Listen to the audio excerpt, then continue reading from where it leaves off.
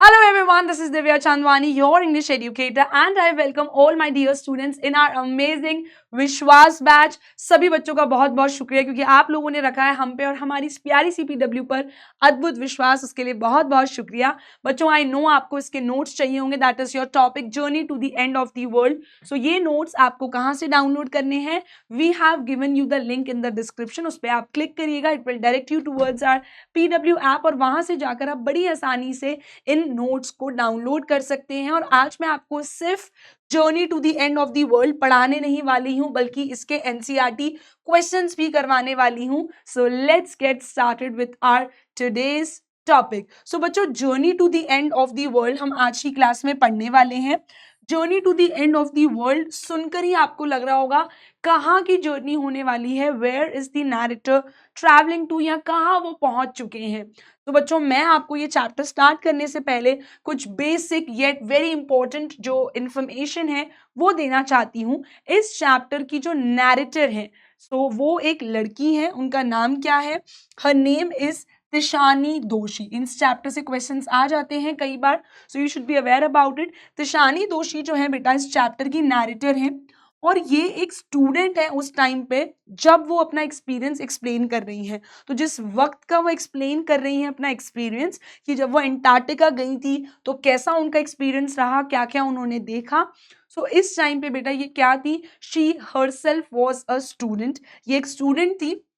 और बेटा एक उस टाइम पर काफी पॉपुलर प्रोग्राम स्टार्ट हुआ था। इस प्रोग्राम का नाम था the students on ice program. तो the students on ice program में लगभग 52 कंट्रीज से अलग अलग स्टूडेंट्स को बुलाया जाता था और इन्हें कहाँ लेकर जाते थे? All these students they were taken to Antarctica. इनको कहाँ ले जाया जाता था? एंटार्क्टिका ले जाया जाता था।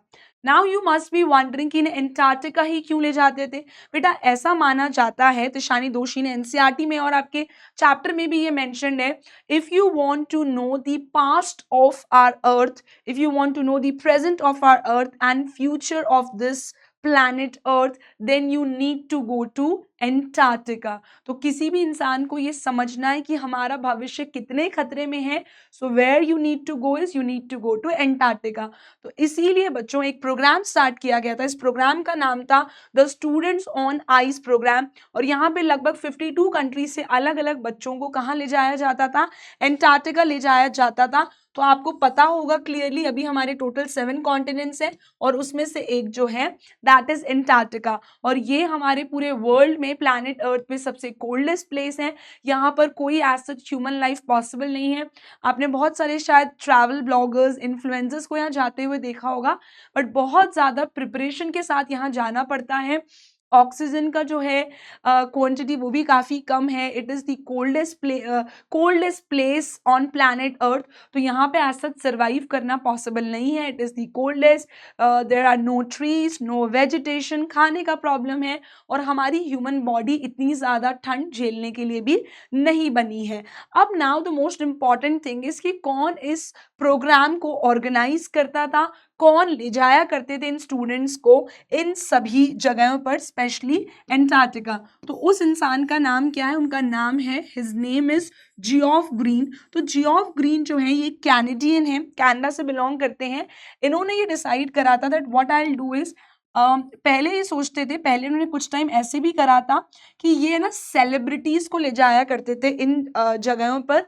फॉर एग्जाम्पल जैसे अंटार्कटिका हो गया, so if celebrities will go और सेलिब्रिटी अंटार्कटिका जाकर कुछ अपने सोशल मीडिया पे फोटो लगाएगा कि okay the glaciers are melting और you know this is happening, that is happening, तो शायद ज्यादा लोगों की रीच में वो चीज आएगी, more people will be able to see that. But इन्हें रियलाइज हुआ कि there is no point of taking celebrities और all these people to these places such as Antarctica. हमें इन्हें नहीं ले जाना चाहिए, इनकी जगह हमें जो स्टूडेंट्स हैं, जो टीनेजर्स हैं, उन्हें ले जाना चाहिए, because they are the youth of our nation, they are the youth of the entire world.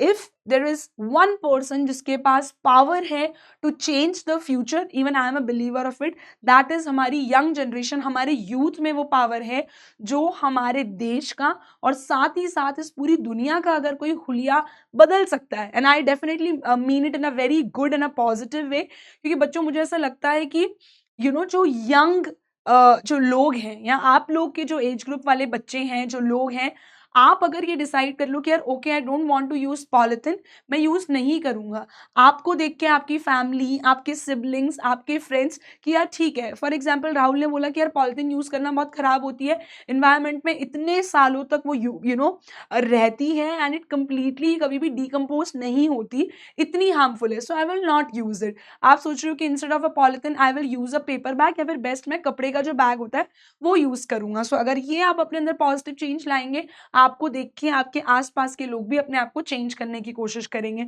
तो कहीं ना कहीं जियोफ ग्रीन का भी यही माइंडसेट रहा होगा that instead of taking these celebrities to such places that is Antarctica, मैं यंग बच्चों को, टीनेजर्स को इस प्रोग्राम के लिए लेकर जाऊं, जब ये खुद एंटार्क्टिका जाकर उसकी करंट सिचुएशन देखेंगे कि जब हम बोलते हैं, हम बुक्स में पढ़ रहे थे कि आइस शीट्स मेल्ट हो रही हैं, ग्लेशियर्स मेल्ट हो रहे हैं, so we are not able to understand, या हम उसको इतना ज़्यादा रिस्पेक्ट नहीं करते। हम सोचते हैं ठीक है यार, टीचर ने पढ़ा दिया, ईवीएस में हो रहा है तो हो रहा है, why should we worry about the next generation. लेकिन जब आप वही चीज़ अपने आंखों से देखते हैं, then you realise that how important it is to save our planet earth. Nature हमें इतनी चीजें देती है, सो इन रिटर्न हमें ये नहीं करना है कि हम ओजोन लेयर डिप्लीट कर दें, अर्थ को डिस्ट्रॉय कर दें, डिफॉरेस्टेशन करें, ये सब चीजें गलत है। सो जियोफ ग्रीन जो कि एक कैनेडियन है, उन्होंने ये प्रोग्राम स्टार्ट किया था। प्रोग्राम का नेम क्या है बच्चों? The name of the program, अगर आ जाए पेपर में आपको पता होना चाहिए, name of the program is the students on ice program, जहां पर जियोफ ग्रीन ये प्रोग्राम ऑर्गेनाइज करते थे, उन सभी स्टूडेंट्स को एंटार्क्टिका ले जाया जाता था। ठीक है, अब जिस प्रोग्राम में जिसकी हम बात करने वाले हैं, शी इज एन इंडियन, इनका नाम क्या है? तिशानी दोषी। और तिशानी दोषी इस चैप्टर की नैरेटर हैं, जो हमें ये कहानी बता रही हैं, that is journey to the end of the world. ठीक है, तो तिशानी दोषी भी उन स्टूडेंट्स में से एक थी जो इस ट्रिप पर गई थी, and she belongs to India. और ये क्या है? She is a South Indian, ये साउथ ऑफ इंडिया से बिलोंग करती है, और ये इस ट्रिप का, इस आइस प्रोग्राम का पार्ट है। भी अपनी जर्नी उनकी कैसी रही, व्हाट वाज हर एक्सपीरियंस, उनके माइंड में क्या चल रहा था, ये सारी बातें हम इस चैप्टर में आपको बताएंगे। But before that it's very important to know all these important pointers. अब जियोफ ग्रीन जो इन बच्चों को भेजते हैं स्टूडेंट्स ऑन आइस प्रोग्राम पे, वो एक रशियन वेसल है जिसमें भेजते हैं, that is a Russian ship, जिसमें ये लोग एंटार्क्टिका ट्रैवल करके जाते हैं, और उस रशियन शिप का नाम है शोकल्स्की। तो कहीं भी जब आप एनसीईआरटी में नाम देखोगे, कंफ्यूज मत हो जाना, शोकल्स्की क्या है, we don't know that. Shokalskiy is the name of that Russian vessel, Russian ship, जिसमें ये बच्चे बैठकर कहाँ जाते हैं? एंटार्क्टिका जाते हैं। अब बेटा उसके बाद, before we start the chapter, मैं आपको एक बहुत ही इंपॉर्टेंट पॉइंटर और बताना चाहती हूँ। जब हम बात करते हैं हमारे प्लैनेट अर्थ की, जब हम बात करते हैं हमारे प्लैनेट अर्थ की, so we know it is that round in shape, है ना, राउंड है, right, so it's almost round, circular in shape. तो बेटा यहाँ पर चैप्टर में ये भी क्लियरली मेंशन्ड है कि आज जो आप देखते हो, you see 7 continents, you see how many continents? You see 7 continents. पहले 7 कॉन्टिनेंट्स नहीं हुआ करते थे, देयर वॉज ओनली 1 कॉन्टिनेंट, जो मेन सुपर कॉन्टिनेंट होता है, सिर्फ वो एक हुआ करता था, और इस पूरे का नाम क्या था? The super continent. बहुत सालों, लगभग ऑलमोस्ट 650 मिलियन ईयर्स पहले की हम बात कर रहे हैं। सो अर्थ जो है वो सिर्फ एक उसमें सुपर कॉन्टिनेंट था, that is the Gondwana land. इसको सुपर कॉन्टिनेंट कहा जाता था क्योंकि उस टाइम तक अर्थ अलग अलग कॉन्टिनेंट्स, यानी कि 7 कॉन्टिनेंट्स में डिवाइड नहीं हुआ था, और गोंडवाना लैंड पे डायनासोर्स वगैरह सब कुछ एग्जिस्ट करते थे। कहीं ना कहीं साइंटिस्ट ने रिसर्च की, उसमें पता चला है कि एक्चुअली डायनासोर्स लगभग 650 मिलियन ईयर्स अगो थे, and they all were a part of Gondwana land. Gondwana land पे वो लोग रहा करते थे, लेकिन क्योंकि बहुत ज़्यादा अर्थक्वेक्स आए होंगे, टेक्टोनिक प्लेट्स में बहुत ज़्यादा मूवमेंट हुआ होगा, that is all that was happening was below earth, under the earth ये सारी चीज़ें हो रही थी। सो टेक्टोनिक प्लेट्स का मूवमेंट हुआ, काफी सारी चीजें ड्रिफ्ट होने लगी, एक एक करके ये गोंडवाना लैंड जो एक हुआ करता था, it started breaking into different different parts. ये क्या होने लगा, डिफरेंट डिफरेंट पार्ट्स में क्या होने लगा बेटा, ब्रेक होने लगा। तो पहले ये एक सुपर कॉन्टिनेंट हुआ करता था।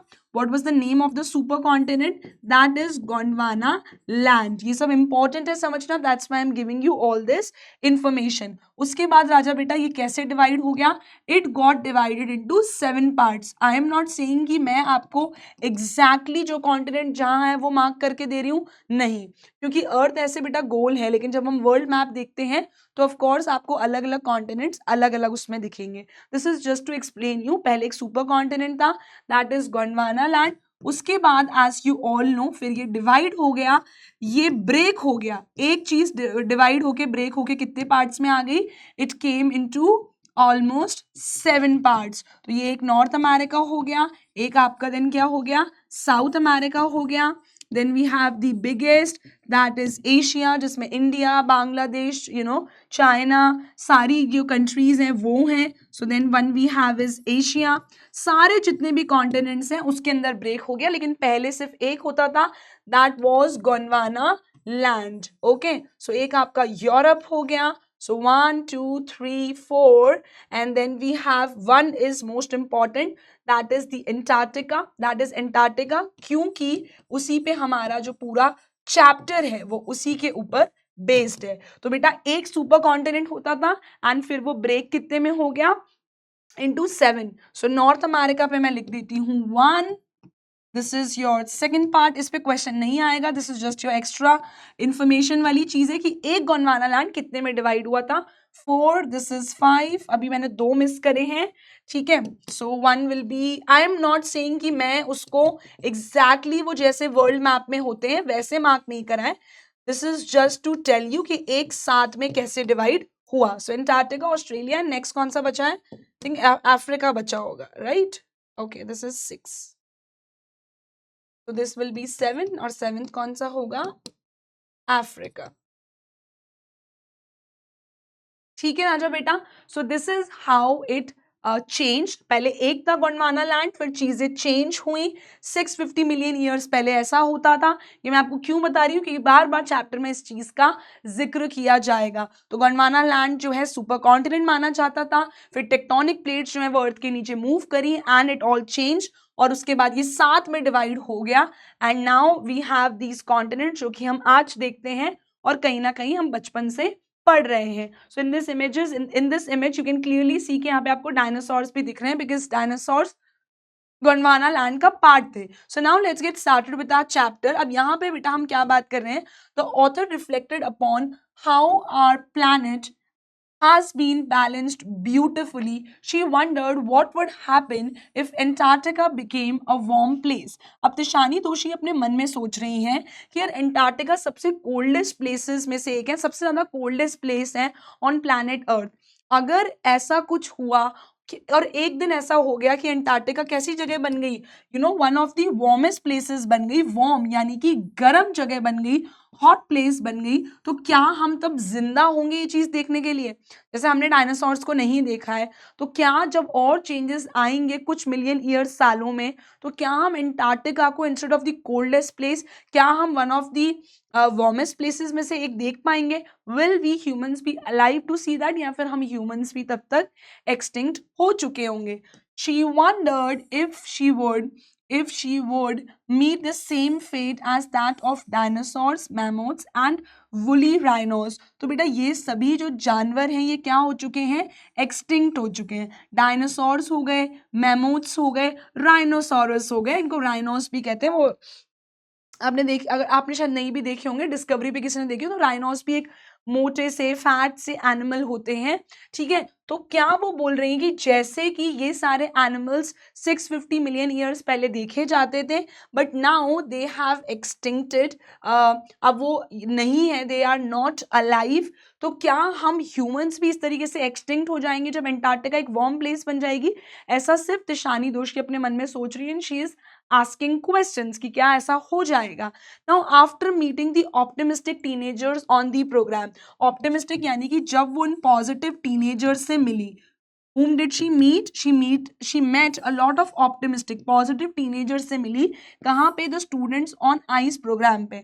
Author को क्या लगा? She felt that a lot could happen in a million years, but a single day was capable of making drastic changes to the environment. ठीक है? To the environment. अब यहाँ पे बेटा इनका मतलब क्या है तिशानी दोषी का? बहुत सारे मिलियन साल पहले, लगभग 650 मिलियन ईयर्स पहले क्या होता था? गोंडवाना लैंड एग्जिस्ट करता था, डायनासोर्स एग्जिस्ट करते थे. तो बहुत सारी चीज़ें जो है, बहुत सारी चीज़ें बहुत सारे मिलियन ईयर्स में आकर चेंज हुई. उसके बहुत साल बाद ह्यूमंस आए, गोंडवाना लैंड डिवाइड होके 7 कॉन्टिनेंट्स में डिवाइड हुआ. तो इन सब चीज़ों को होने में बहुत सारे साल लगे, लगभग 650 मिलियन ईयर्स लगे. लेकिन कभी कभार जिंदगी में एक सिंगल डे ही सफिशिएंट होता है जो आपके लिए as an eye opener work करता है और आपके लिए बहुत सारी चीज़ों को क्या कर देता है? चेंज कर देता है. Right, it changes a lot of things for you. और इनके लिए वो सिंगल डे कौन सा था तिशानी दोषी के लिए? And a single day for Tishani दोषी वॉज जब वो अंटार्कटिका गई और जब उन्होंने अंटार्कटिका में इतनी सारी चीज़ें अपनी नेकेड आई, खुद अपनी आंखों से देखी, तो उन्हें समझ में आया कि कितना इम्पॉर्टेंट है कि हम अपने आप को चेंज करें. बहुत बार जब हम घर के सोफा पे बैठ के, कंफर्ट जोन में बैठ के सोचते हैं कि ठीक है अंटार्कटिका में जो भी हो रहा है it is none of my business, लेकिन जब आप वहाँ जाकर खुद उन ग्लेशियर्स को, आइस शीट्स को मेल्ट होते हुए देखते हो तो आपको सच में समझ में आता है कि हमारे प्लैनेट अर्थ का फ्यूचर जो है वो खतरे में है. तो बहुत बार चीज़ों को चेंज होने में शायद कई मिलियन साल लग जाते हैं, लेकिन आपकी लाइफ में ड्रास्टिक चेंज, बहुत बड़ा चेंज जो है शायद एक सिंगल डे भी ला सकता है. So for her the day was when she visited Antarctica. तो बच्चों मैंने यहाँ पे आपके लिए अर्थ की इमेज भी लगा रखी है, पूरी फोटो है, so that you can clearly understand. मैंने आपसे कहा था now you we have these 7 continents, ठीक है, जो आपको दिख रहे हैं. और अंटार्कटिका इसमें से क्या है? द कोल्डेस्ट प्लेस है और बिल्कुल अलग कॉर्नर पे है. सो मेरे हिसाब से तो यही वाला जो पार्ट है दैट विल बी अंटार्कटिका वाला पार्ट, क्योंकि पूरा यू नो फ्रोजन है. राइट, बिल्कुल जमा हुआ है.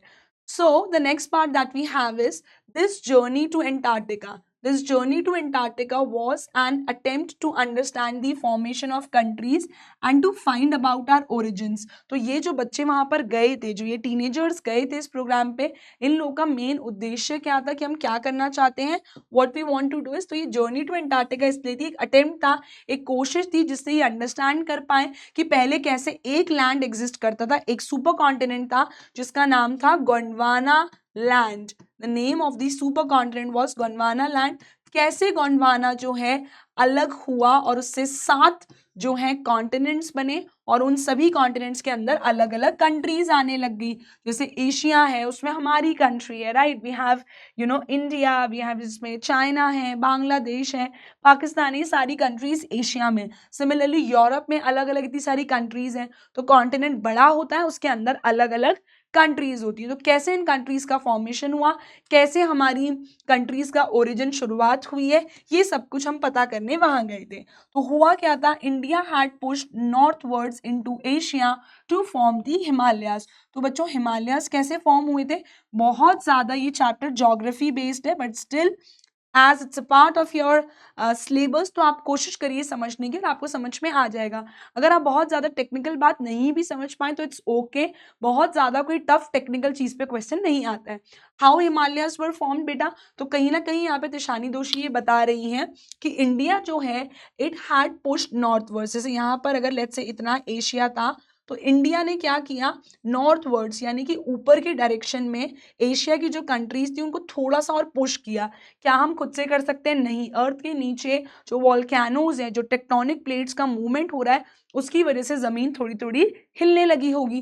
तो अब वो इतना मूवमेंट हुआ, इतना फोर्स लगने लग गया ऊपर वाली नॉर्थवर्ड डायरेक्शन में कि यहाँ से और क्या डेवलप हो गए, और ऐसे एलिवेटेड से वो बन गए और वो माउंटेन्स, वो पहाड़ बने, उनका नाम क्या है? The Himalayas. So this is how the Himalayas were form. जब इंडिया ने अपना पूरा प्रेशर, अपना पूरा फोर्स ऊपर नॉर्थवर्ड्स डायरेक्शन में लगाया, ठीक है, एशिया को और आगे मूव करवाया, और उससे मूव हो के जो लैंड वाला पार्ट है वो इतना ऊपर उठ गया, and this is how the Himalayas were form. अब हम बात करें साउथ अमेरिका की। नॉर्थ अमेरिका और नीचे वाला पार्ट जो है वो साउथ अमेरिका है। साउथ अमेरिका ने क्या करा? ड्रिफ्टेड, अलग हो गया फ्रॉम नॉर्थ अमेरिका। तो बेटा एक आपका ऊपर वाला पार्ट हो गया नॉर्थ अमेरिका, नीचे वाला फॉर एग्जाम्पल ये हो गया साउथ अमेरिका। तो ये दोनों क्या हो गए? अपने आप से एक दूसरे से अलग हो गए, और उसके बाद ऐसे पानी का ये पूरा एक पैसेज बन गया। इस पैसेज को क्या बोला है इन्होंने? क्या बन गया? The Drake passage was formed. कौन सा पैसेज बन गया था? The Drake passage was formed which created a cold circumpolar current to keep Antarctica frigid at the bottom of the world.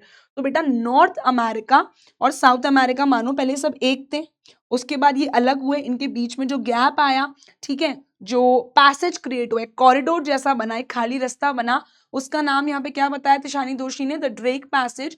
And उसकी वजह से कहीं ना कहीं ज्योग्राफी बोल लो, फिजिक्स का कॉम्बिनेशन बोल लो, इतनी ज्यादा करंट इतना ज्यादा प्रोड्यूस हुआ, जिस वजह से क्या होने लगा?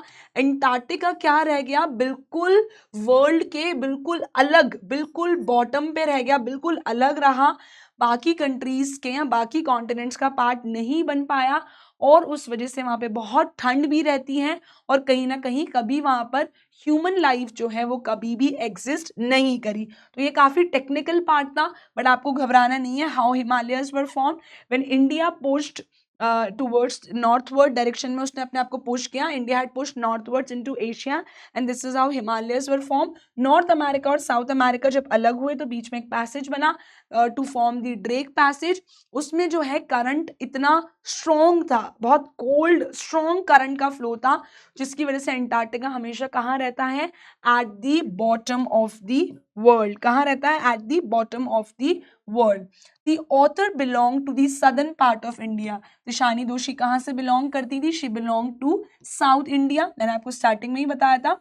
अब जहां से ये आती थी साउथ इंडिया में, यूजुअली आपने देखा हो या जो लोग रहते हैं, जो घूमकर आए होंगे, बहुत ही सुंदर यार हमारा South India is also very beautiful. Bangalore, Mysore, Ooty, Kerala. I have not been to Kerala, मेरे ब्रदर गए थे, he told me it's a very beautiful place. I been to Bangalore, Mysore and Ooty, बहुत ही खूबसूरत जगह हैं सभी। तो तिशानी दोषी जो है वो south of India, south India से बिलोंग करती थी। अब क्योंकि यहाँ पर बहुत ज्यादा ठंड नहीं पड़ती है, सो दे वर हैबिचुअल ऑफ सनी प्लेस, यानी कि यहाँ पर क्या रहती थी बेटा? गर्मी रहती। तो एक साउथ इंडियन के लिए वो बोल रहे हैं एक ऐसी जगह पर जाना जहां पर इतनी ठंड हो, इतना कोल्ड टेम्परेचर हो। हमें उस चीज की बिल्कुल भी आदत नहीं थी, और हम इनफैक्ट साउथ इंडियन सन को गॉड भी मानते हैं। So we worship sun as god, ऐसा भी तिशानी दोषी ने बताया है चैप्टर में। तो मेरे लिए बहुत टफ था एक ऐसी जगह पर जाना कि जहां पर मुझे क्या करना है, 2 वीक्स बिताने हैं, और वहां पे सन का कोई नामो निशान नहीं, सो कोल्ड कि सन की वार्मथ फील ही नहीं हो रही है। तो इनके लिए क्या था? It was a chilling prospect, जमा देने वाला एक्सट्रीम कोल्ड का सिनेरियो था। किसके लिए?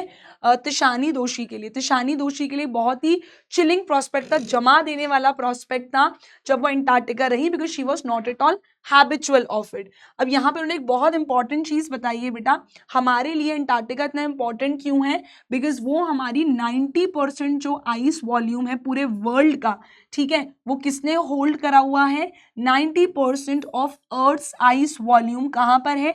अंटार्कटिका में है।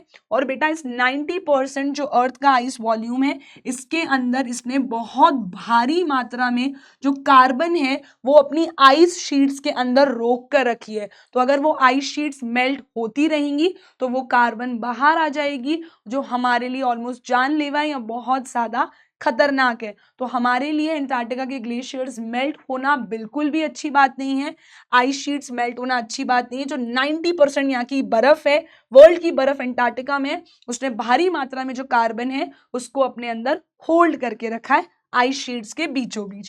क्या यहाँ पे कोई ह्यूमन एग्जिस्टेंस है? जी नहीं, यहाँ पे कोई ह्यूमन मार्कर्स नहीं है, यानी कि ह्यूमन लाइफ पॉसिबल नहीं है, क्योंकि कोई ट्रीज नहीं है, कोई वेजिटेशन नहीं है, कोई प्लांट्स नहीं है, कोई फ्रूट्स नहीं है, कोई वेजिटेबल नहीं उग सकता।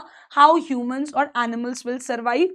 पोलर बेयर हो गए, सील्स हो गई, पेंगुइन्स हो गई, ज्यादातर इस तरह के एनिमल्स यहाँ पर पाए जाते हैं, देखने को मिलते हैं। यहाँ पर कोई बिल बोर्ड्स नहीं है, बड़े बड़े जो होर्डिंग्स होते हैं, बड़े बड़े जो बिल बोर्ड्स होते हैं, वो आपको यहाँ पर थ्रू आउट द कॉन्टिनेंट कोई ह्यूमंस बहुत ज्यादा क्वांटिटी एनिमल्स की नहीं देखने को मिलेगी। बिल बोर्ड्स यानी कि बड़े बड़े होर्डिंग्स और बोर्ड्स भी नहीं देखने को मिलेंगे। One lost a sense of perspective और टाइम हेयर। आप सोचो कि आपको टाइम का अंदाजा लग पाएगा कि यहाँ पे कितना टाइम हुआ है, तो आप कभी पता नहीं लगा पाओगे, क्योंकि ऑलमोस्ट यहाँ पे ऑस्ट्रल समर रहती है, लगभग पूरे टाइम यहाँ पे लाइट रहेगी, अंधेरा एज सच होता नहीं है। And you will never be able to understand कि अभी डे के कौन सा पार्ट में आप हो या कितना टाइम हो रहा होगा, you won't be able to understand. So I hope बेटा यहाँ तक आपको ये चीज क्लियर हो गई होगी। Yes, so now let's move ahead. Let's see what happened next. बेटा यहाँ पर तिशानी दोषी एक्सप्लेन कर रहे हैं कि अंटार्कटिका में क्या क्या चीजें देखने को मिलती थी। So visible things they range from the microscopic to the mighty, यानी कि जो आप अपनी नेकेड आई से, अपनी आंखों से नहीं देख सकते, इतनी छोटी, जो आप माइक्रोस्कोप की मदद से देख पाए, इतनी छोटी से माइटी यानी कि इतनी बड़ी चीजें भी आपको वहां देखने को मिलेंगी। For example you will see midges and mites, तो एक तरह के इंसेक्ट्स होते हैं, ठीक है, बहुत छोटे छोटे होते हैं। तो मिजेस एंड माइट्स आपको देखने को मिलेंगे अंटार्कटिका में, छोटे छोटे मच्छर या इंसेक्ट्स टाइप हुए, और यहाँ तक कि आपको वेल्स देखने को मिलेंगी। तो छोटे से लेकर बड़े तक वाली आपको वैरायटी देखने को मिलेगी। छोटे इंसेक्ट्स यानी कि जो वहां की ठंड में सरवाइव कर सकते हो, और वेल्स जो कि one of the biggest mammals हैं ऑन प्लैनेट अर्थ, वो आपको यहाँ पे पानी में देखने को मिलेंगे, जो कि ऑफकोर्स वो जो फ्रोजन रहता होगा most of the time.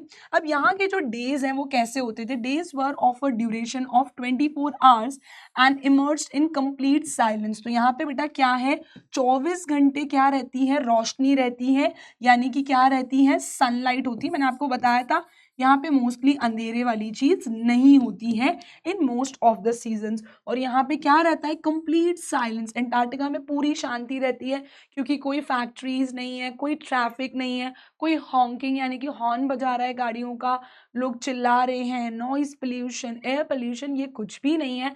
And complete silence, पूरी शांति रहती है। और कभी कभी, हार्डली ये कभी डिस्टर्ब होता है, कभी ये शांति टूटती है, तो वो किससे टूटती है, बाय ओकेजनली। ओकेजनली तो यानी कि कभी कभार, ओकेजन पे, बहुत कम ऐसा होता है, बाय एवलांच। एवलांच यानी कि बेटा एक तरह से जब रैपिडली, बहुत तेजी से स्नो एकदम से नीचे गिरते हुए आती है ना, जैसे ये स्नो है और ये रैपिडली नीचे की तरफ आ रही है, तो उसको एवलांच बोलते हैं। When snow comes down that too rapidly, अचानक से बर्फ का नीचे, आइस का नॉट मेल्ट होना, बहुत तेजी रफ्तार से गिरना। When snow comes down rapidly, जब बहुत तेजी से वो नीचे गिरती हैं, इसको हम कहते हैं when snow comes down rapidly. और in fact carving off ice sheets तब भी डिस्टर्ब होता है अंटार्कटिका। कार्विंग आइस शीट्स यानी कि आइस शीट का जो जमी हुई बर्फ है, उसका कोई एज से या ब्रेक से अगर कोई टुकड़ा टूट गया, तो उसको बोलते हैं कार्विंग आइस शीट्स, ठीक है। तो इसको क्या बोलते हैं, कार्विंग आइस शीट्स को? Carving ice sheets is to break from the edge. क्या ब्रेक हो रहा है from the edge? To break from the edge, क्या टूट रहा है? आइस शीट जो है एक अपने कॉर्नर से अगर टूट गई, तो उसको हम क्या बोलते हैं, what do we call it? So to break from the edge is carving. तो आइस शीट का जो एक छोटा सा टुकड़ा है या बड़ा टुकड़ा है, वो उसके एज से अगर टूट जाए, गिर जाए, तो उसको बोलते हैं कार्विंग आइस शीट्स। तो एवलांच जब यहाँ आता है, भारी अमाउंट में स्नो जो है रैपिडली अगर गिर रही है, तो उसको क्या बोलते हैं, that is known as avalanche. तो यहाँ की जो शांति है वो सिर्फ कब भंग होती है, जब इस तरह के एवलांच आते हैं या फिर आइस शीट का कोई टुकड़ा टूटता है। Now let's talk about what humans have done to Antarctica, or if we talk about what humans have done to the planet Earth. तो क्या humans का impact रहा है? The author says that humans have been on this planet for only 12,000 years. आपको लग रहा होगा 12,000 तो कोई कम समय नहीं है, 12,000 सालों से हम यहाँ पर हैं। बट बेटा अगर आप डायनासोर्स की बात करो या और एनिमल्स की बात करो या प्लांट्स की, तो वो हमसे भी कईयों 100 साल पहले से हैं। उन्होंने इस प्लैनेट अर्थ को डिस्ट्रॉय नहीं करा है जितना कि हम लोगों ने किया है। We have created a complete havoc. हमने सारी चीजें तहस नहस, सत्यानाश कर दी हैं, जो कि हमें प्लैनेट अर्थ पे आए हुए 12,000 साल ही हुए। आप बोलोगे मैं तो 12,000 ईयर्स अगो नहीं आया था। We are talking about human extinct, human कब से इस दुनिया में आए थे। वी आर टॉकिंग अबाउट जब आदि मानव हुआ करते थे, धीरे धीरे टेक्नोलॉजी आई, धीरे धीरे हम ह्यूमंस आगे, हमारा इवोल्यूशन हुआ है। तो हम बात कर रहे हैं कब ह्यूमंस आए थे, 12,000 साल पहले आए थे। और हम इतने एम्बिशियस हैं, हमारे इतने ड्रीम्स हैं कि हमें ये डेवलपमेंट करना है, ये फैक्ट्री बनानी है, ये एआई लेकर आना है, ये टेक्नोलॉजी लानी है। हमने इतना अपने ड्रीम्स को पूरा करने के लिए इतना फास्ट, इतना ज़्यादा डेवलपमेंट किया है that rapid human population growth has made survival difficult for other species. हमने इतनी चीज़ें डेवलप कर दी और हमें सिर्फ अपनी चीज़ों से मतलब है। We have, we are just worried about our own thing. So rapid human population growth has made survival difficult for other species. Humans ने इतनी factories बना दी, इतनी technology, इतनी XYZ चीज़ें, हमने घरों के ऊपर towers लगा दिए for mobile network and everything, उससे लाखों हजारों birds मर रही हैं। हमने अपने फायदे के लिए what we have done is दूसरी स्पीशीज का, चाहे वो एक्वेटिक एनिमल्स हो, मरीन लाइफ है, बाकी ट्रीज, वेजिटेशन, बर्ड्स, दूसरी स्पीशीज का जीना हम ह्यूमंस ने दुश्वार कर दिया है। We have what are we doing is limitless burning of fossil fuels. Fossil fuels क्या है बेटा आपके, कोल हो गया, that is an example of fossil fuel. Petroleum है, that is an example of fossil fuel. हमें लग रहा है कि ये पूरे टाइम हमारे पास रहने वाले हैं, फॉर एवर रहेंगे, हम जितने भी यूज करेंगे कभी खत्म नहीं होंगे, तो ऐसा नहीं है। We are burning fossil fuels like anything. It has increase the levels of carbon dioxide in the atmosphere. और इससे क्या हुआ है, कार्बन डाइऑक्साइड की जो मात्रा है वो एटमॉस्फेयर में बहुत बुरी तरीके से बढ़ गई है। तो आई थिंक सभी बच्चों को ये चीज पता भी होगी कि बेटा अगर आप लोग ध्यान से देखें, सो फॉर एग्जाम्पल आप इसको मानिए ये क्या है, हमारी ozone layer. What is this, this is our ozone layer. सभी बच्चों को पता होगा ओजोन लेयर हमें क्या करती है, हार्मफुल सन रेज से क्या करती है, प्रोटेक्ट करती है। क्या करती है राजा बेटा, हार्मफुल सन रेज से हमें प्रोटेक्ट करती है ना। सनलाइट हमारी बॉडी के लिए बहुत अच्छी है, वी नीड विटामिन डी, लेकिन इसका मतलब ये नहीं है कि we can directly bear the sunlight, हम नहीं बेयर कर सकते हैं। It will be very very tough for us to bear that. ठीक है, तो हम जो है अचानक से उसको बेयर नहीं कर सकते हैं कि एकदम से वो पूरी डायरेक्टली हमारी बॉडी पे आए। तो ये ओजोन लेयर क्या करती है बेटा, हमें प्रोटेक्ट करने का काम करती है। लेकिन हमने इतना पॉल्यूशन और इतनी चीज़ें खराब कर दी हैं कि हमारी ओजोन लेयर में अब छेद बन गए, देयर आर स्मॉल होल्स। और इस तरीके से डिप्लीशन होता रहा तो सनलाइट डायरेक्टली हमारे ऊपर आने लगेगी बिना छन्नी हुए। तो अभी कुछ सनलाइट तो छन्नी होकर आ रही है जहाँ पे ओजोन लेयर है, लेकिन कुछ कुछ नीचे धीरे भी डायरेक्टली भी हमारे ऊपर आ रही है, जिससे कि स्किन कैंसर और अदर स्किन डिजीजेस फैलने के चांसेस बहुत ज़्यादा हैं। सो ओजोन लेयर हमें प्रोटेक्ट करने के लिए हमने भारी मात्रा में ओजोन लेयर को भी क्या कर दिया है, डिप्लीट कर दिया है। What we have done is we have even depleted the ozone layer. Carbon dioxide atmosphere में बहुत बढ़ चुकी है, जो कि हमारे लिए क्या है, ह्यूमंस की एग्जिस्टेंस के लिए भी बहुत हार्मफुल है एक्सट्रीम लेवल पे। ओके, क्लियर है बच्चों यहाँ तक आप सभी को? Okay, is it clear? चलें बेटा आगे। Now let's move ahead. Climate change, climate change पे बहुत सारे लोग क्या करते हैं, डिबेट्स करते हैं कि कौन किस फेवर में क्या बोलना चाहता है। तो क्लाइमेट चेंज क्या है, it is an important part of the environmental debate. जो इन्वायरमेंटलिस्ट हैं वो बहुत डिबेट करते हैं कि क्लाइमेट चेंज जो है इन सभी चेंजेस के लिए रिस्पॉन्सिबल है। जो हमने डिफॉरेस्टेशन करा है, पेड़ काटे हैं, वो भी एक बहुत मुख्य कारण है। और एंटार्क्टिका क्या है, it is a crucial part of it. Antarctica बेटा इतना इंपॉर्टेंट क्यों है, बिकॉज मैंने आपको अभी थोड़ी देर पहले भी बताया था, ये क्या करता है, because it holds, this is very important. Antarctica हमारे लिए इतना इंपॉर्टेंट क्यों है, because it holds 500,000 year old, almost आधी 500,000 ईयर साल पुरानी जो कार्बन है वो यहाँ की आइस शीट्स की लेयर में ट्रैप्ड है। उसने अपनी इन शीट्स के अंदर उस कार्बन को, इतनी जो भारी मात्रा में कार्बन है उसको अपने अंदर स्टोर करके रखा हुआ है इन आइस शीट्स के बीच में अंदर, जिससे कि ह्यूमन एग्जिस्टेंस, बाकी एनिमल्स सभी का सर्वाइवल क्या है, काफ़ी हद तक ईजी हुआ है। क्योंकि अगर वो कार्बन इन आइस शीट्स ने छोड़ दी अपने अंदर जो ट्रैप्ड है, आइस जब पिघल जाएगी और अगर वो बाहर आ गई carbon, so we will be completely gone, और हमारे लिए सर्वाइव करना बहुत ज़्यादा मुश्किल हो जाएगा। That's why Antarctica is very important. अब जो ऑथर है बेटा, जिनका नाम तिशानी दोशी, जो हमारे नैरेटर भी हैं, तिशानी दोशी की बात हो रही है. When the narrator was working on programme called students on ice on the Shokalskiy. मैंने आपको स्टार्टिंग में ही बताया था, शोकल्स्की देख के कंफ्यूज नहीं होना है. That is the name of the Russian ship, that is the name of the Russian ship जिससे ये बच्चे यहाँ पे अंटार्कटिका गए थे. शोकल्स्की आपको दिख रहा है, अकेडमिक, ऐसा आई थिंक पूरा नाम तो यही था. Shokalskiy is the name of the, और इन सभी बच्चों को ये वहां पे अंटार्कटिका लेकर गए थे. So the author was working on a programme named students on ice on the शोकल्स्की.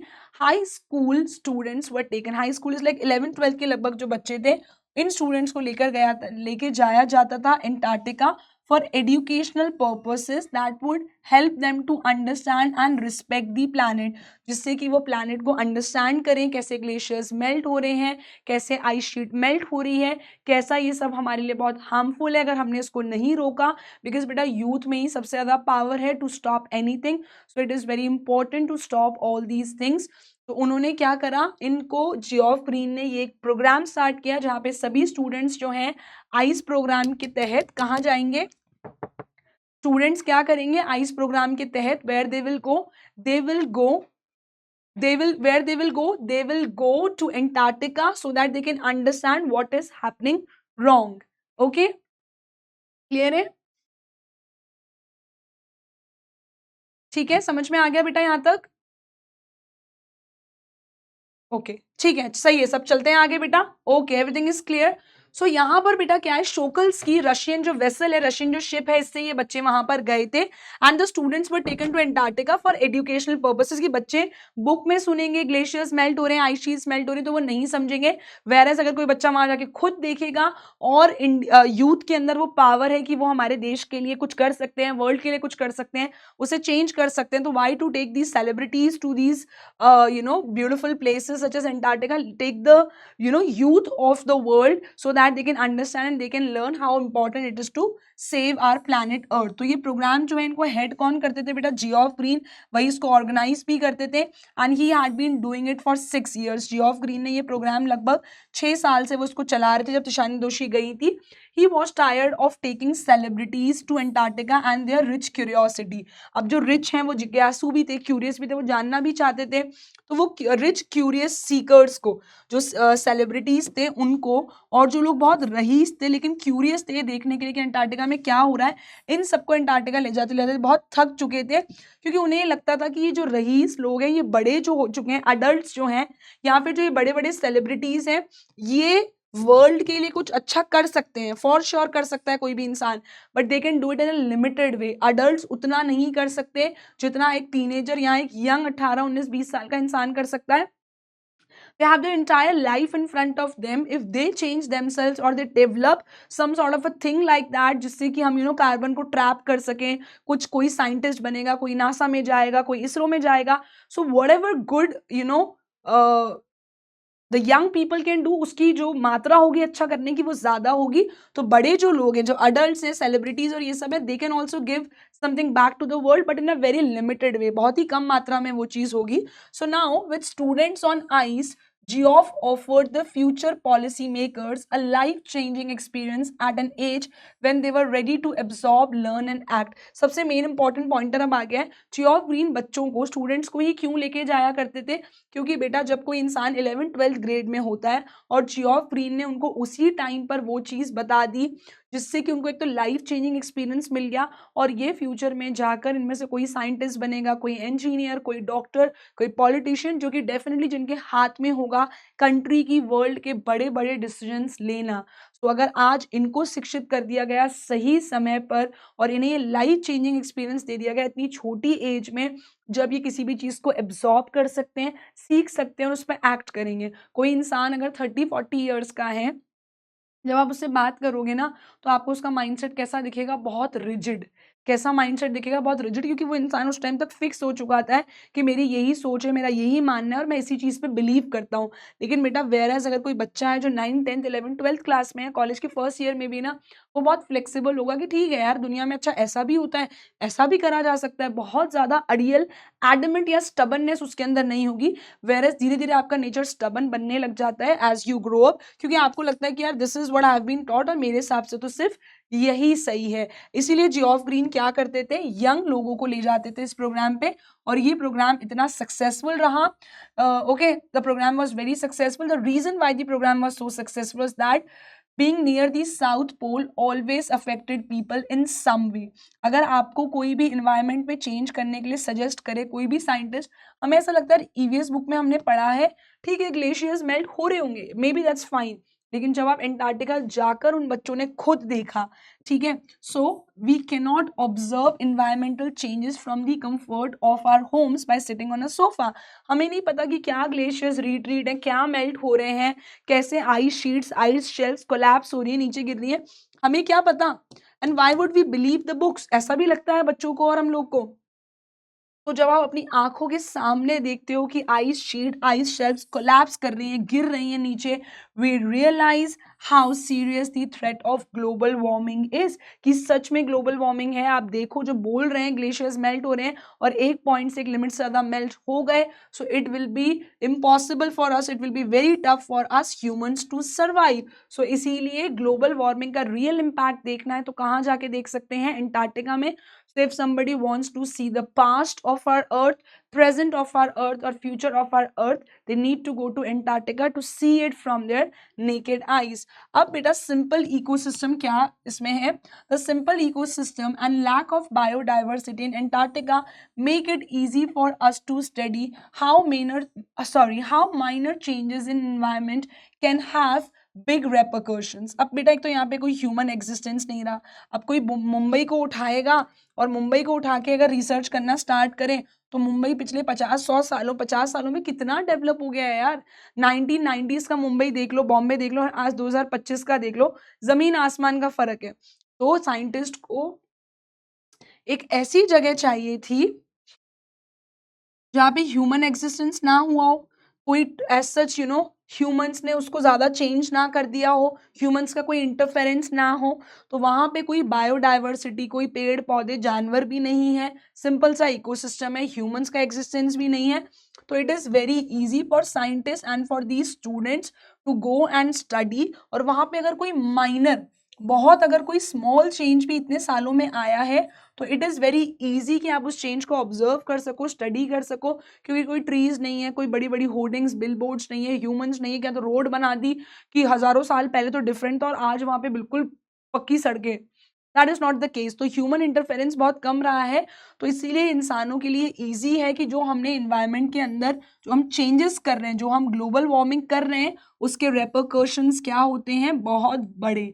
रेपरकर्शन क्या होता है बेटा, किसी भी चीज के कॉन्सिक्वेंस। तो ग्लोबल वार्मिंग का अगर आपको इफेक्ट देखना है तो when you will go to Antarctica and you will see it from your own eyes, you will realise कि सच में जो हम कर रहे हैं नेचर के साथ वो बिल्कुल गलत है और हम खिलवाड़ कर रहे हैं नेचर के साथ। So for example further depletion of the ozone layer, मैंने आपको अभी समझाया ओजोन लेयर क्या करती है, इसमें अगर और छेद हो गए और ये डिप्लीट हो गई, और डिप्लीट हो गई मतलब बेटा डिप्लीट यानी कि और ज्यादा खराब हो गई, तो ये हमारे लिए क्या हो जाएगा, बहुत ही ज्यादा हानिकारक हो जाएगा, skin cancer, skin diseases etcetera और बढ़ जाएंगी if we will further deplete the ozone layer.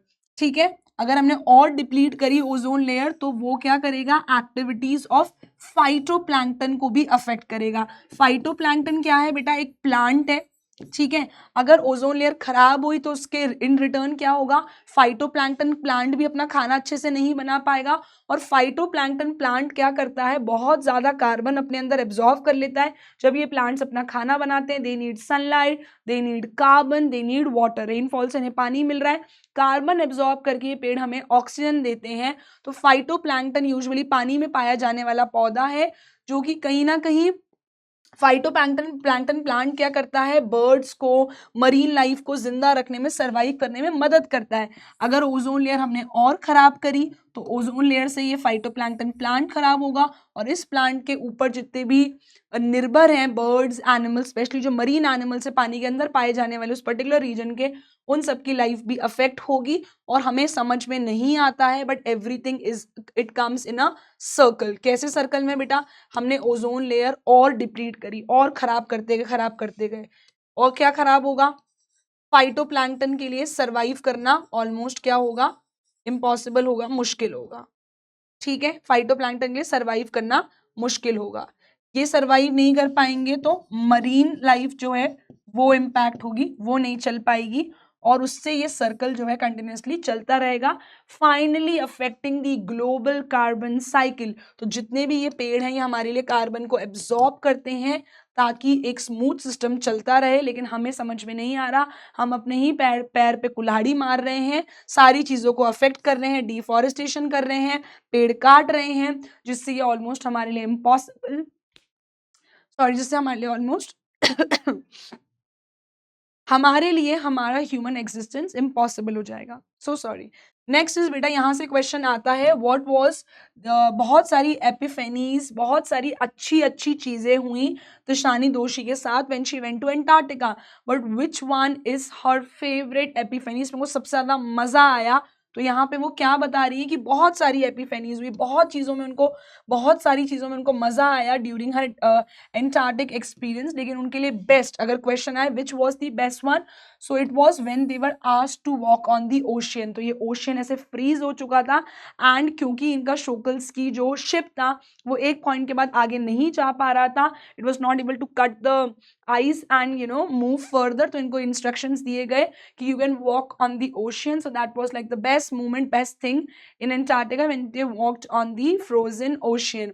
Shokalski क्या है, was wedged into a thick white sheet of ice that prevented them from going further south. Shokalski जो कि इनका जो Russian ship था, रशियन वेसल था, ये आगे मूव नहीं कर पा रहा था क्योंकि बर्फ बहुत थिक थी, so it couldn't move further towards the south direction and now the captain decided to turn around and go back. इस शिप को टर्न करते हैं, वापस जाते हैं टुवर्ड्स द नॉर्थ, क्योंकि एक्सट्रीम सदर्न साइड पे है अंटार्कटिका, तो उसमें भी और सदर्न साइड पे मूव नहीं कर पा रहा था शोकल्स्की। सो उन्होंने, कैप्टन ने डिसाइड करा कि अब हम इसको क्या कर लेंगे, we will turn it back, हम इसको टर्न करके जो भी रिवर्स लेके या कैसे भी कैप्टन चलाते होंगे, even I don't know, we have to take it back. लेकिन जाने से पहले उन्होंने क्या बोला उनको कि you can do one thing before going, the participants of the programme were asked to climb down the gangplank। gangplank यानी कि कुछ लैडर की जो ये मदद होती है, इसकी मदद से ये लोग कहाँ आए बेटा, नीचे आए and they were told to walk on the ocean. उनको क्या बोला गया था सभी स्टूडेंट्स को, that you can walk on the ocean, और इसी को उन्होंने अपनी क्या बताया है, बेस्ट एपिफेनी बताया है तुषानी दोषी ने। I am moving aside, this particular slide is very important, so please have a look and this is very very important for you. ठीक है, तो रेडी रहना, इसको याद रखना, यहाँ से क्वेश्चन आ जाता है what is the best epiphany for Tishani Doshi. तो आप क्या लिखेंगे, सबसे बेस्ट उनके लिए मोमेंट क्या रहा था, सो that is when they were walking on the ocean, on the Antarctic ocean. ठीक है, क्लियर है। तो एक ऐसा एक्सपीरियंस जिसमें आपको सडन रियलाइजेशन, उसमें आपको बहुत मजा आए, anything where you realise that okay that is the breakthrough movement. ठीक है, so that is known as epiphany. तो उनको इस चीज से बहुत मजा आया, यहाँ से क्वेश्चन काफी बार आया है, सो आपको पता होना चाहिए। नेक्स्ट इज बेटा, अगर गैंग प्लैंक आपसे पूछ लिया जाए, gangplank is temporary bridge जैसा होता है जिससे आप शिप से उतरने के लिए, जिसको आप यूज करते हो, ठीक है, जिसको आप यूज करते हो शिप से उतरने के लिए। ठीक है, क्लियर एवरीवन, चलें आगे।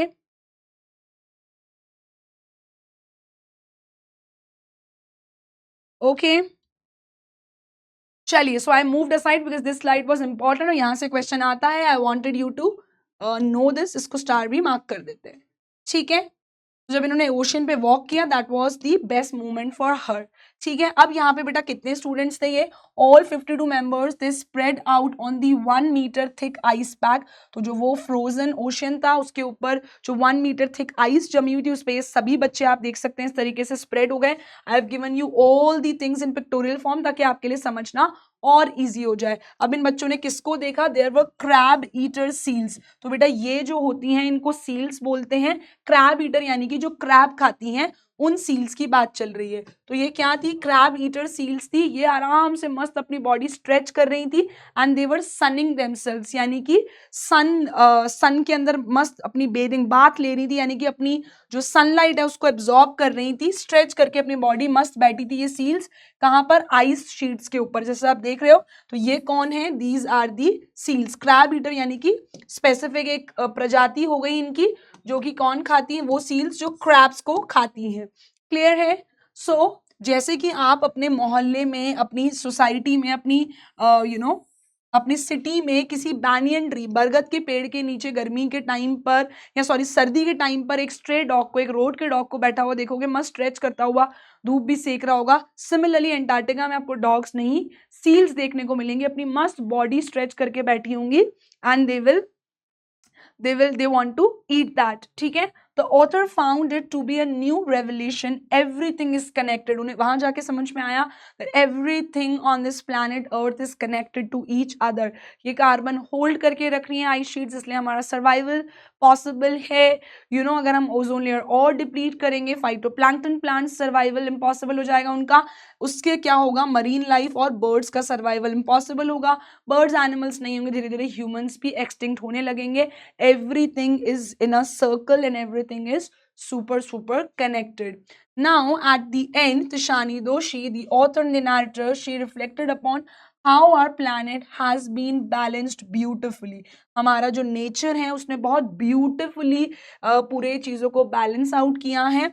अब वो लास्ट में क्या सोच रही है, she wondered what would happen if Antarctica became a warm place. मैंने आपको स्टार्टिंग में बताया था, she was thinking about it, अगर एंटार्क्टिका एक वार्म प्लेस, एक गर्म जगह बन गया तो क्या होगा, क्या हमारे साथ भी वही होगा, we will also meet the same fate. Same fate यानी कि क्या हमारी भी डेस्टिनी में वही होगा जो कि डायनासोर्स के साथ हुआ, वो लोग एक्सटिंक्ट हो गए, क्या हम लोग भी ये सारी चीजें नहीं देख पाएंगे, जैसे कि डायनासोर्स, राइनोज और मैमोथ्स नहीं देख पाए।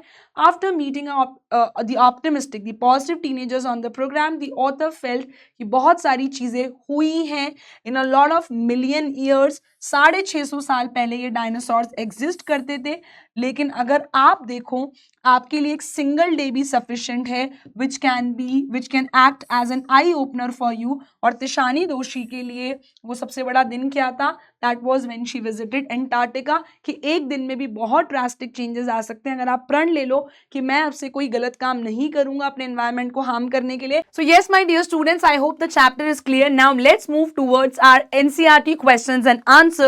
So the first question, that is, the world's geological history is trapped in Antarctica.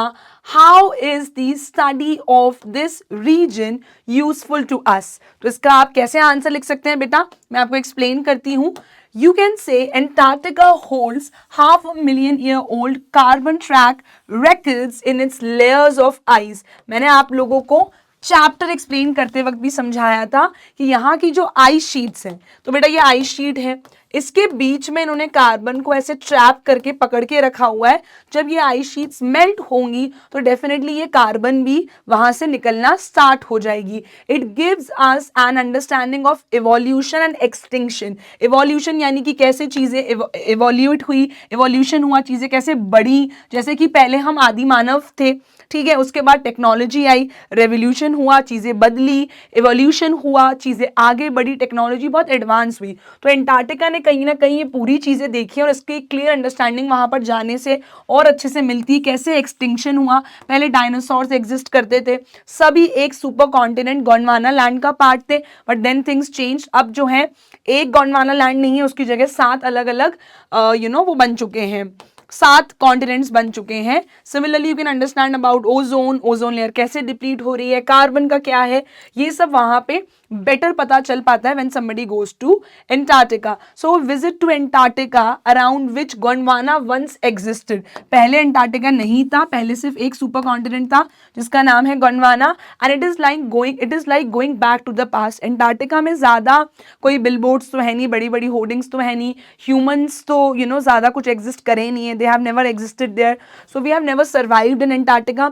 तो वहां पे जो छेड़छाड़ है वो बहुत कम हुई है। तो वहां जाकर स्टडी करना अबाउट थिंग्स, कुछ भी रिसर्च करना कंपैरेटिवली बहुत इजी है और अच्छी क्लियर अंडरस्टैंडिंग मिल पाती है when somebody goes and does this research in Antarctica. So when a visit to Antarctica around which Gondwana once existed is like going back to the past. ठीक है, witnessing the geological phenomena such as the drifting of land masses. कैसे tectonic plates में movement हुआ होगा, land masses एक दूसरे से drift away हुए होंगे, दूर गए होंगे, यानी कि and they then spreaded into different countries. तो मैंने आपको बताया था बेटा, पहले एक सुपर कॉन्टिनेंट था जिसका नाम था गोंडवाना, ठीक है. उसके बाद जब नीचे अर्थ के नीचे बहुत सारी चीजें हुई, ठीक है, यहाँ से ये प्लेट्स नीचे अर्थ का जो क्रस्ट होता है ये मूव करने लगा, गोंडवाना लैंड ब्रेक होके 7 अलग अलग कॉन्टिनेंट्स बन गया और उन कॉन्टिनेंट्स में अब अलग अलग कंट्रीज आती हैं. जैसे एशिया में इंडिया है, बांग्लादेश है, चाइना है, एक्सेट्रा एक्सेट्रा. सो एक सुपर कॉन्टिनेंट डिवाइड हो गया 7 अलग अलग कॉन्टिनेंट्स में. एंड यहाँ पर हमें पता चलता है कैसे लैंड मासेस अलग अलग हुए, कैसे कंट्रीज बनी, and it help us to know more about the history of humankind. Now these are visible signs of where humankind came from and it gives us a clear understanding where human life is headed. यानी कि अगर आपको past जानना है हमारे अर्थ का, present जानना है, या हमारे अर्थ का फ्यूचर क्या होने वाला है, क्या सच में ग्लेशियर्स मेल्ट हो रहे हैं, कैसे हम लोग पहले रहा करते थे, पहले डायनासोर्स थे, कैसे वो एक्सटिंक्ट हुए, तो ह्यूमन काइंड यानी कि ह्यूमन बींग्स कहाँ से आए हैं, हमारा पास्ट क्या रहा है, और इवन अगर हमें जानना है कि हमारा फ्यूचर कैसा होगा, that is where human life is headed if we do not take care of the environment. तो अगर हम इन्वायरमेंट का ध्यान नहीं रखेंगे, आप अपने सोफा पे बैठ के पढ़ रहे हो या टीवी में देख रहे हो ग्लेशियर्स मेल्ट होंगे, तो आज से 50 साल बाद ये होगा, उसमें और वहां जाकर खुद अपनी नेकेड आई से देखने में बहुत जमीन आसमान का फर्क होता है. So that's why Antarctica is the best place to do that research और स्टडी एंड टू अंडरस्टैंड. अगर हमने एनवायरनमेंट का ख्याल नहीं रखा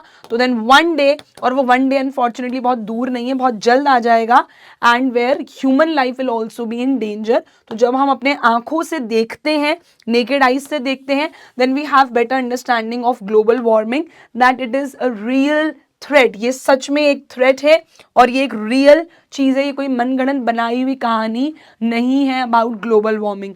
नेक्स्ट इज राजा बेटा, what are Geoff Green's reasons for including high school students in the students on ice expedition. तो जो ये कैनेडियन है जियोफ ग्रीन, इनका क्या रीजन है, व्हाट इज द रीजन कि ये हाई स्कूल स्टूडेंट्स को लेके जाते हैं अपने एंटार्क्टिका प्रोग्राम पे, जिसका नाम है प्रोग्राम का नाम है स्टूडेंट्स ऑन आइस. तो क्यों लेकर जाते हैं इनको, व्हाट इज द रीजन?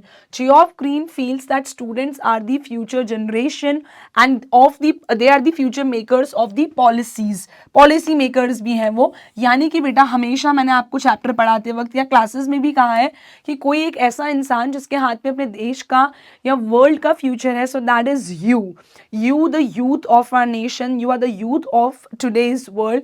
आपके पास वो चांस है, जब आप बड़े होंगे आप में से कोई साइंटिस्ट बनेगा, आप में से कोई सीए बनेगा, आप में से कोई सीएस कंपनी सेक्रेटरी बनेगा, कोई चार्टर्ड अकाउंटेंट बनेंगे, कोई सीएफए करेंगे. और आई नो कि आप लोग देख रहे हैं you are from commerce field, लेकिन कुछ जो है वो इंजीनियर्स भी बनेंगे, कुछ डॉक्टर्स भी बनेंगे, और कुछ हो सकता है पॉलिटिशियन बने जो हमारी कंट्री की बड़े बड़े डिसीजंस लें, बड़ी बड़ी पॉलिटिक्स बनाएं, बड़ी बड़ी पॉलिसीज बनाएं, I am so sorry. And उसमें से भी जब कोई बहुत बड़े मिनिस्टर होते हैं, जैसे हमारे हैं जयशंकर जी, तो ये बाहर हमारी जो जियो पॉलिटिक्स होती है वर्ल्ड लेवल पे, उसमें भी आप इन्वॉल्व होते हैं और बहुत हद तक कहीं ना कहीं डिसीजन मेकिंग भी आपके हाथ में आ जाती है. सो जियोफ ग्रीन जो कि एक कैनेडियन थे, उन्होंने डिसाइड किया इंस्टेड ऑफ टेकिंग सेलिब्रिटीज और influencers, the right people are the young generation, the students, जो कि हमारी फ्यूचर जनरेशन है, उनको ले जाना चाहिए. और उनको अगर हमने ये लाइफ चेंजिंग अपॉर्चुनिटी दी, so let's provide them an opportunity to have this life changing experience but at a very young age. जब आप 30, 40, 50 ईयर्स की एज में कोई लाइफ चेंजिंग एक्सपीरियंस देखते भी हो, बट हम बहुत रिजिड हो जाते हैं, we are not flexible to accept things. But if somebody is 15, 16, 17 years old, वो देखेगा कि ठीक है यार, ग्लोबल वार्मिंग इज रियल, क्या पता वो कुछ ऐसी टेक्नोलॉजी बना ले, कोई ऐसा ऐसा कुछ कैंपेन स्टार्ट कर ले, ऐसे कोई कंपनी स्टार्ट कर ले जो प्लास्टिक का यूसेज बिल्कुल मिनिमम कर दे, बैन कर दे, and we are doing eco friendly things. बहुत सारी कंपनीज ऐसी हैं भी. तो ये कौन बनाते हैं? जिनको ये आइडियाज़ आते हैं, those who care about the environment, those who really want to bring a change, वही तो करेंगे. और आप में से डेफिनेटली कोई भी एक इंसान ऐसा हो सकता है, या बहुत सारे एक ऐसे हो सकते हैं जो डेफिनेटली ये करना चाहें. So it is very important to give them this experience at young age in order to foster a new understanding, and the most important understanding, they should respect our planet. तो young age में अगर उनको ये दिखाया जाएगा तो it will be very easy and very beneficial. और जो फ्यूचर जनरेशन है हमारी, यानी कि जो आज का यूथ है, जो यंग जो यंग जनरेशन है हमारी, आज के जो स्टूडेंट्स हैं, सो इनके अंदर सबसे बेटा खास चीज़ क्या है, ये अभी कैसे फेज में, that they can absorb things, they can learn and they can act for the benefit of our planet. क्योंकि बेटा मोस्टली क्या होता है, मैंने अभी आपको समझाया, when you are at a certain age, जब आप एक सर्टेन एज पे होते हो, तो आप क्या करते हो, you don't you become very adamant. Adamant is बहुत अड़ियल हो जाना। लेकिन whereas जब कोई इंसान यंग होता है तो वो क्या करता है, जब चीज़ों को देखता है, एब्जॉर्ब करता है कि यार ठीक है, मुझ में ये चीज़ नहीं है and this is a good thing, I should learn this thing. और मुझे अगर किसी का माइंडसेट थोड़ा अगर नैरो होता भी है, उसको लगता है ये चीज़ गलत है यार 15-16 साल की चीज़ में, बट जब वो देखता है कि ठीक है यार this is how things work, अगर किसी को लगता है कि यार मैं अपने आप को चेंज क्यों करूँ, और वो 15-16 साल की उम्र का है, उसने बाहर आया देखा कि change is the only constant. अगर मैंने एआई नहीं सीखा, चैट जीपीटी नहीं सीखा, तो हो सकता है मैं बाकियों से पीछे रह जाऊँ। सो बिकॉज मे बी हो सकता है वो बहुत कॉम्पिटिटिव हो, मे बी उसको समझ में आए बाहर आके that change is the only constant, मुझे सीखना ही पड़ेगा। आपने देखा होगा जो बहुत सारे एल्डरली पीपल थे, उन लोगों ने कंप्यूटर चलाना नहीं सीखा, तो अनफॉर्चुनेटली बहुत सारे लोगों की जॉब चली गई। लेकिन उसमें से जो लोग ऐसे थे जिन्होंने समझा change is the only constant, हमें टेक्नोलॉजी सीखनी होगी, क्योंकि हमें कहीं ना कहीं लगता है कि अपने में चेंज लाना होगा। तो जो एडमेंट रहे, अड़ियल रहे, उनकी जॉब चली गई, वेरस जिन्होंने वो चीज़ सीख ली, वो अपने लाइफ में इतना अच्छा करने लगे। सो कहीं ना कहीं चीज़ों को सीखना, एब्जॉर्ब करना, लर्न करना और उसी से अकॉर्डिंग एक्ट करना बहुत ज़रूरी है। सो यंग जनरेशन एक्ट कर सकती है, एब्जॉर्ब करेगी, सीखेगी चीज़ें, एंटार्क्टिका जाएगी तो, and what they will do is it will be very beneficial for our planet, हमारे प्लैनेट के बेनिफिट के लिए वो काम करेंगे। The youngsters still have the idealism to save the world and they need to understand that it belongs to them. हम अगर planet Earth खराब कर जाएंगे, what will happen to our future generation. Similarly आप हमारी नेक्स्ट जनरेशन है, आपको ये सोचना चाहिए कि आप अगर ख्याल नहीं रखेंगे तो फिर नेक्स्ट जनरेशन का क्या होगा। So we should be very mindful, हमें सोच समझ के चीज़ों को वो करना चाहिए। So to sensitize them, it is important to provide them the visible life changing experience. तो अगर कोई सोफा पे बैठ के अपनी ईवीएस की बुक में ये पढ़ रहा है, टीवी पे देख रहा है न्यूज़ में, ओ ग्लेशियर्स आर मेल्टिंग, लाइक यार ठीक है इतने सालों से चल रहा है, क्या ध्यान देना। वेयर कोई वहाँ जाकर जब ये चेंज एंड डिफरेंस देखेगा तो it will be it will be absolutely different. Next question is, take care of the small things and the big things will take care of themselves. What is the relevance of this statement in the context of the Antarctica environment? ठीक है, तो क्या context है इसका, यहाँ पे आपको ये बताना है। चलिए तो फटाफट से क्वेश्चन को ध्यान से पढ़ लीजिए। ठीक है, बी रेडी। ठीक है, तो बेटा take care of the small things, आप छोटी छोटी चीज़ों का ध्यान रखो, छोटे छोटे चेंजेस अपने आप में लाओ, क्योंकि आप एकदम वर्ल्ड को चेंज नहीं कर सकते हो, but if you want to change it, just do your part, do small things and big things will happen automatically. इसका एंटार्क्टिका के कॉन्टेक्स्ट में, एंटार्क्टिका के एनवायरनमेंट में इस लाइन का क्या मतलब है, क्या रेलिवेंस है, इसको ध्यान से समझते हैं। So this statement means if small things are taken care of, अगर आप छोटी चीज़ों का ध्यान रखोगे, big things will take care, big things will take their own care, वो अपना ध्यान खुद रख लेंगी। They are can be tall grasses, जैसे कि फाइटोप्लैंक्टन। फाइटोप्लैंक्टन एक तरह की ग्रास है, एक तरह का प्लांट है। तो अगर आप छोटी चीज़ों का ध्यान रखोगे तो बड़ी चीज़ें अपने आप होने लगेंगी। जैसे कि फाइटोप्लैंक्टन सदर्न ओशियंस में पाया जाता है, ये सन की एनर्जी को, सनलाइट को यूज़ करते हैं। फोटोसिंथेसिस में क्या होता है, सनलाइट चाहिए, एयर में ये कार्बन एब्जॉर्ब कर लेते हैं, उन्हें पानी चाहिए होता है जो रेनफॉल से मिल जाता है, प्लांट्स या ग्रासेस अपना खाना बनाते हैं। तो ये क्या करते हैं बेटा, सन की एनर्जी ले लेते हैं अपने अंदर टू एसिमुलेट कार्बन। ठीक है, और ये क्या करते हैं, सिंथेसाइज करते हैं ऑर्गेनिक कंपाउंड्स को बाय फोटोसिंथेसिस। तो मोटे मोटे तौर पे आसान भाषा में आप समझो तो फोटोसिंथेसिस प्रोसेस में क्या है, सनलाइट अंदर लेंगे, एयर से कार्बन ले लेंगे और रेनफॉल से पानी मिल जाएगा, खाना बनाते हैं। एज यू नो मोस्टली जितने भी प्लांट्स हैं दे रिलीज ऑक्सीजन, तो वो हमें ऑक्सीजन देते हैं, वेरस हमारे इन्वायरमेंट से कार्बन को अंदर एब्जॉर्ब करते जाते हैं। तो फाइटोप्लैंक्टन ह्यूमंस के मतलब प्लांट्स जो हैं वो ह्यूमंस के लिए तो इंपॉर्टेंट है ही, उनसे ज़्यादा और फाइटोप्लैंक्टन किसकी मदद करते हैं, जो मरीन एक्वेटिक लाइफ होती है, यानी कि पानी के अंदर की जो जिंदगी है, और जो बर्ड्स हैं उस रीजन की, वो क्यों सस्टेन कर पाती हैं, क्यों जीवित रह पाती हैं, they sustain themselves on these tall grasses, ठीक है। तो ये टॉल ग्रासेस पे क्या करती हैं बेटा, फाइटोप्लैंक्टन पे वहाँ की बर्ड्स और मरीन लाइफ बहुत भारी मात्रा में डिपेंडेंट है। हम इन्हें डिस्टर्ब करेंगे, feel disturb anything, phytoplankton effect होगा, फोटोसिंथेसिस नहीं हो पाएगा। इवेंचुअली जो कार्बन ये सब प्लांट्स या ग्रासेस एब्जॉर्ब कर रहे हैं वो एब्जॉर्ब होना बंद हो जाएगा, अल्टीमेटली हमारे लिए ही दिक्कत होगी और कुछ नहीं है। Any disturbance in the environment in Antarctica might affect the activities of the phytoplankton, जो मैं आपको अभी समझा रही थी, and which in turn might affect the existence of other life forms that depend on them. So अगर हम कुछ भी डिस्टर्बेंस करेंगे, हम ग्लोबल वार्मिंग ज़्यादा करेंगे, ठीक है, फाइटोप्लैंक्टन ने अपना काम करना बंद करा, उसने कार्बन एब्जॉर्ब नहीं करी, ऑक्सीजन नहीं दी इन्वायरमेंट को, बर्ड्स एनिमल्स कैसे सर्वाइव करेंगे। तो धीरे धीरे फाइटोप्लैंक्टन पे आपको लग रहा होगा बट ये बहुत बड़ी साइकिल है, उस एक टाइप ऑफ ग्रास के ऊपर भी बहुत सारे लोग डिपेंड करते हैं और हमें फूड चेन को बहुत ध्यान से बारीकी से समझना होगा। सो अगर हम बात करें कि पहले मरीन लाइफ को खाना मिल रहा है फाइटोप्लैंक्टन से, मरीन लाइफ में जो फिश होती हैं उनको कितनी सारी बर्ड्स जो हैं वो आती हैं वहाँ से और पकड़ के खाती हैं, ठीक है। इन बर्ड्स को बहुत सारे एनिमल्स खाते हैं, ठीक है। और एनिमल्स कैसे होते हैं, दो होंगे, एक हर्बीवोरस जो सिर्फ प्लांट खाएगा, एक होगा कार्निवोरस जो इन बर्ड्स को खाएगा या अदर एनिमल्स को खाएगा। फिर इन एनिमल्स को, उसमें से कुछ एनिमल्स को मैन भी खाते हैं, ह्यूमंस भी। ज़रूरी नहीं है that every man will be dependent और will be a non vegetarian, बहुत सारे वेजिटेरियन भी होंगे। सो मैन को क्या चाहिए, either they want grass, grass यानी कि वेजिटेरियन चीज़, तो अपन प्लांट्स बोल सकते हैं जो प्लांट से मिलता है। तो बेटा हमें ये समझना होगा, ये बेसिकली बेटा एक पूरी फूड चेन है। तो अगर हमने फाइटोप्लैंक्टन को अगर हमने अफेक्ट किया, यानी कि हमारी ग्लोबल वार्मिंग या किसी भी चीज़ की वजह से, तो पूरा बेसिकली इन शॉर्ट ये समझो कि पूरा मरीन लाइफ, पूरे बर्ड्स एनिमल्स मैन सब लोग इम्पैक्ट होंगे।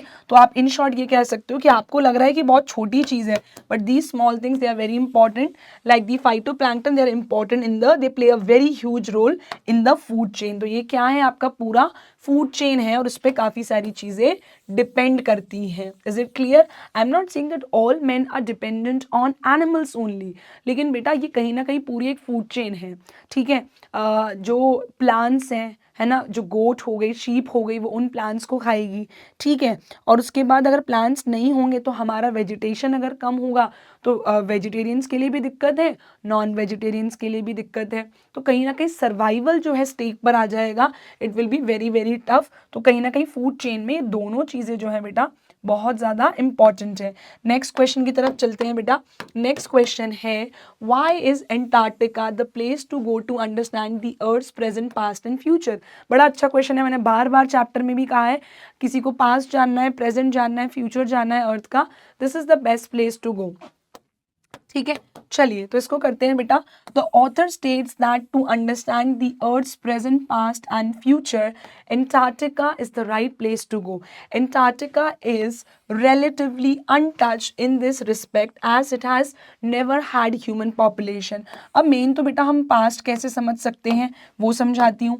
बेटा पास्ट ऐसे समझ में आएगा, पास्ट समझने के लिए मेन तो यहाँ पे ज़्यादा डिस्टर्बेंस, ज़्यादा चीज़ें नहीं हुई हैं। यहाँ पे there was no human population, no human population, humans का कोई एग्जिस्टेंस नहीं था। There was no human population, there was no human population. तो बेटा नो ह्यूमन पॉपुलेशन यानी कि मोस्टली वहाँ की जो चीज़ें हैं वो अनटच्ड है। आप, मैंने कई बार एग्जांपल दिया, अगर आप 1980s का 90s का बॉम्बे देखो और आज का मुंबई देखो, ज़मीन आसमान का डिफरेंस है। वहाँ पे इतने ह्यूमन ट्रेसेस हैं, इतनी डेवलपमेंट हुई है, you can't go and study. Similarly world के आप किसी भी सिटी में चले जाओ, इतनी पॉपुलेशन है, स्पेशली इंडिया चाइना में सबसे ज़्यादा है, तो इट इज़ वेरी टफ कि आप वहाँ जाके कुछ रिसर्च नहीं कर सकते हो, बिकॉज सारी चीज़ें बदल चुकी होंगी, जैसी पास्ट में थी और प्रेजेंट में थी, बहुत फ़र्क है। Whereas in Antarctica past हम क्यों समझ सकते हैं, क्योंकि वहाँ पे कोई ह्यूमन ट्रेसेस नहीं रहे, कोई ह्यूमन पॉपुलेशन कभी एग्जिस्ट नहीं करी, तो it is relatively pristine, it hasn't changed much. So और ये क्या करती है, एंड सबसे इंपॉर्टेंट चीज़ क्या करती है हमारे एनवायरनमेंट के लिए, it holds in it eyes crores 500,000 year old carbon records. तो ये क्या करती है, जो अपनी आइस है उसके अंदर 500,000 ओल्ड बहुत पुरानी जो कार्बन है उसको अपने अंदर ट्रैप कर रखा है, जो आइस की लेयर्स हैं उसमें से होल्ड कर रखा है। It MTODs, or you can say MTODs or MTODs, all that is prehistoric. अब यहाँ पे थोड़ा सा ज्योग्राफी वाली बातचीत हो रही है बेटा. यहाँ पे जो कॉर्डिलियन फोल्ड्स हैं या जो प्री कैम्ब्रियन ग्रेनाइट है, एक तरह का टाइप ऑफ रॉक आप कह सकते हो, उनका नाम है, नथिंग एल्स, बहुत कंफ्यूज मत होना. तो कॉर्डिलियन फोल्ड्स जो हैं या फिर जो प्री कैम्ब्रियन ग्रेनाइट शील्ड्स हैं, ठीक है, ozone and carbon evolution and their extinction. तो ओजोन कैसे खराब हुई, ये जो रॉक्स हैं ये अब नहीं पाई जाती हैं, कैसे इन चीज़ों का इवोल्यूशन हुआ, कैसे ये चीज़ें बढ़ी आगे, जैसे हम आदि मानव से कैसे इंसान बने, टेक्नोलॉजी में क्या इवोल्यूशन आया, क्या चेंजेस आए, और कैसे क्या इनका एक्सटिंक्शन हुआ, कैसे ये चीज़ें ख़त्म हो गई, पूरे अर्थ से चली गई. इन सब की रिसर्च करने के लिए best place to go is बच्चे अंटार्कटिका. तो फटाफट से, आई होप आप लोग को यहाँ तक क्लियर हो गया होगा. Please have a look. ठीक है, क्लियर है. मैं थोड़ा साइड भी हट गई हूँ ताकि आप आराम से इसको क्लियरली अच्छे से स्लाइड को देख पाएँ. ठीक है, ओके बच्चा, क्लियर है यहाँ तक. चलें आगे. ठीक है, चलिए. तो बेटा मैंने आपको बताया जैसे कि कॉर्डिलियन फोल्ड और ये सब क्या है, दीज आर, ये एक तरह की माउंटेन रेंज है. इन सब का एक्सटिंक्शन मान लो, है ना, कैसे इनका एक्सटिंक्शन हुआ, ये सारी अगर रिसर्च करनी है तो where it can be done, it can be done in by going to Antarctica. तो सिंपल इकोसिस्टम है यहाँ का, लैक ऑफ बायोडाइवर्सिटी, कोई फ्लोरा फोना कुछ यहाँ एग्जिस्ट नहीं करता. It indicates what, it indicate how little changes in the environment can have big repercussions. तो आपको ये समझ में आएगा कि थोड़े छोटे मोटे चेंजेस भी जो एनवायरनमेंट में हैं उनके रेपरकशंस यानी कि कॉन्सिक्वेंसेस जो हैं वो बहुत बड़े होते हैं. कॉन्सिक्वेंसेस कैसे होते हैं, बहुत बड़े होते हैं. ठीक है, so that is the answer. Now ये वाला क्वेश्चन तो हमने अभी कर ही लिया था. ठीक है, राइट, सेम ही है.